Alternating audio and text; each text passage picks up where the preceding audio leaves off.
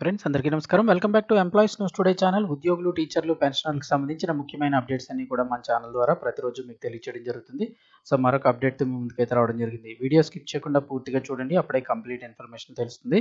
అలాగే ఇంకెవరైనా మన ఛానల్ సబ్స్క్రైబ్ చేసుకోకపోతే వెంటనే సబ్స్క్రైబ్ చేసుకోండి. ప్రభుత్వం నుంచి వచ్చే ముఖ్యమైన అప్డేట్స్ అన్ని కూడా మిస్ కాకుండా మీకు తెలియజేయడం జరుగుతుంది. వివరాలకు వెళ్ళిపోదాం.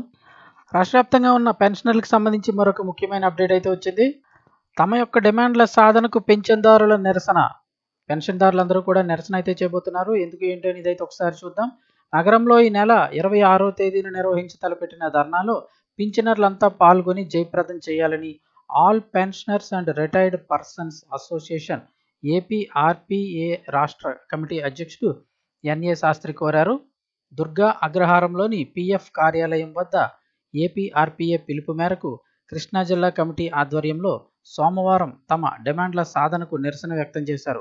ఈ సందర్భంగా ఆయన మాట్లాడుతూ, కనీస పింఛన్ 9,000 రూపాయలని ఇవ్వాలని, అలాగే పింఛన్దారులందరికీ కూడా కట్ ఆఫ్ తేదీ అనేది తొలగించి హయ్యర్ ఆప్షన్లు, పింఛన్ల మంజూరు, దాంతోపాటుగా రైల్వేల వృద్ధులకు అలాగే పింఛన్దారులకు 50% ప్రయాణ రాయితీ కూడా పునరుద్ధరించాలని కోరారు.